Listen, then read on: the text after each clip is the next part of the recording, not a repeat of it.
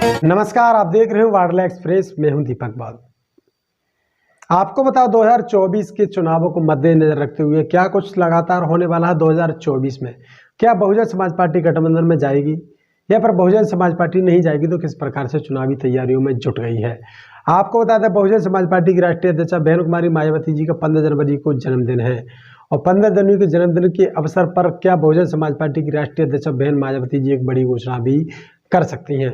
क्या वो घोषणा हो सकती है कि वो महागठबंधन जो बन रहा है, इंडिया गठबंधन, उसमें बहुजन समाज पार्टी की राष्ट्रीय अध्यक्ष जा सकती हैं। ये भी बता दें, अगर वो उसमें नहीं जाती तो बहुजन समाज पार्टी के जो दरवाजे गठबंधन के खुले हुए हैं, उत्तर प्रदेश में दरवाजे खोल दिए, कोई भी गठबंधन कर सकता है। लेकिन जिनका वोट ट्रांसफर होगा उन्हीं के लिए दरवाजे खुले हुए हैं, बाकी सभी के लिए बहुजन समाज पार्टी के दरवाजे बंद हैं। आपको बता दें, इस बार बहुजन समाज पार्टी क्या कुछ चुनाव लड़ने वाली है। आपको बता दें, जिस प्रकार से बहुजन समाज पार्टी उत्तर प्रदेश में जहां 10 सीट जीती थी, वहीं 15 से 20 सीटों पर दूसरे नंबर पर रही थी।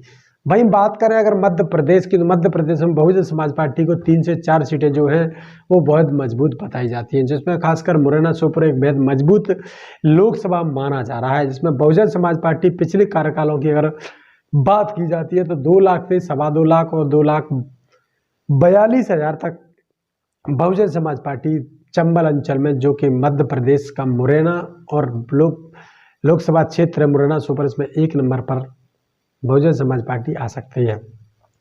क्योंकि इस बार का जो गणित है वो यह लगाया जा रहा है कि बहुजन समाज पार्टी जो राष्ट्रीय अध्यक्ष बहन कुमारी मायावती जी निर्णय लेती हैं, तो यहाँ पर बताया जा रहा है कि बहुजन समाज पार्टी इस बार 2 विधानसभा चुनाव की सीट पर 2nd नंबर पर रही है, वहीं तीसरे नंबर पर 6 सीटों पर रही है। तो वही बता दें, जो 8 सीट हों, उन 8 सीटों में कहीं ना कहीं बहुजन समाज पार्टी कुछ बड़ा कर सकती है। अगर बात करें 8 विधानसभा की सीटों की बात करें तो यहाँ कहाँ कितना वोट प्राप्त किया है, तो कुल मिलाकर टोटली बात की जाए तो बहुजन समाज पार्टी पिछले लोकसभा चुनावों से कहीं अच्छा नजर आ रही है। वहीं आपको बता दें कि इस बार बहुजन समाज पार्टी का जो विधानसभा का वोट है वो 2,97,000 से अधिक वोट बहुजन समाज पार्टी को 3 लाख के करीब वोट मिला है। वहीं आपको बता दें कि बहुजन समाज पार्टी पिछले लोकसभा चुनाव की अगर बात करें, 2019 के लोकसभा चुनाव के बाद अगर पहले जो चुनाव हुआ था, इसमें बहुजन समाज पार्टी 2,42,000 तक पहुंची है। 2,42,000 एक बड़ा वोटर माना जाता है, यहाँ पर बहुजन समाज पार्टी एक बड़े वोटर के साथ यहाँ पर 3rd नंबर पर, कभी 2nd नंबर पर बनी रहती है। तो वहीं बात करें लोकसभा के बाद मध्य प्रदेश में एक और सीट है सतना, जहाँ से बहुजन समाज पार्टी एक बार नहीं 2 बार सांसद जीत चुकी है।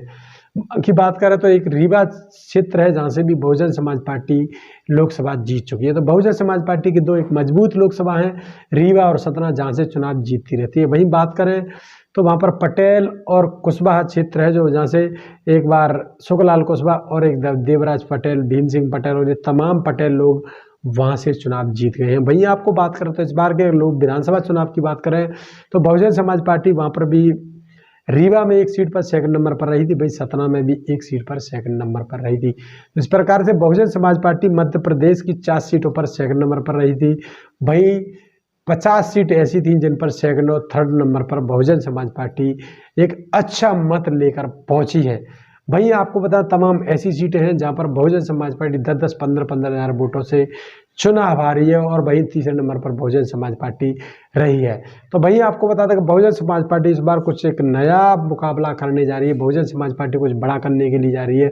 तो 2023 के चुनावों से सबक सीखते हुए बहुजन समाज पार्टी 2024 में लोकसभा के चुनाव में अगर गठबंधन, इंडिया गठबंधन में पहुंचती है तो बहुजन समाज पार्टी उत्तर प्रदेश से एक बड़ी बढ़त प्राप्त कर सकती है, राजस्थान में भी कुछ सीटें प्राप्त कर सकती, छत्तीसगढ़ में भी कुछ कर सकती है और मध्य प्रदेश में भी 2 से 3 सीटें लोकसभा की प्राप्त कर सकती है। बहुजन समाज पार्टी गठबंधन की ओर चली जाती है। पर कांग्रेस उत्तर प्रदेश में, जहाँ पर कांग्रेस के पास कुछ भी नहीं है, अगर वो चाहती है कि मध्य प्रदेश, राजस्थान और छत्तीसगढ़ में कांग्रेस अपने लिए कुछ प्राप्त करे, तो बहुजन समाज पार्टी को उत्तर प्रदेश में कहीं ना कहीं मजबूती के साथ उतारा जा सकता है।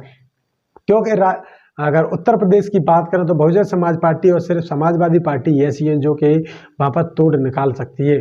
कांग्रेस के पास वहाँ पर कुछ भी नहीं है। अगर भारतीय जनता पार्टी की सरकार को रोकना है तो फिर लोकसभा चुनाव में बहुजन समाज पार्टी और समाजवादी पार्टी को सम्मान के हिसाब से सीट कांग्रेस देना पड़ेगी, तो ही उसके आधार पर बहुजन समाज पार्टी और समाजवादी पार्टी जो गठबंधन लगातार बड़ा काम कर सकता है, क्योंकि कांग्रेस की ही बात करें तो कांग्रेस ने ऐसी 15 सीटें थी जिन पर कांग्रेस ने बहुजन समाज पार्टी को चुनाव हराने का काम किया।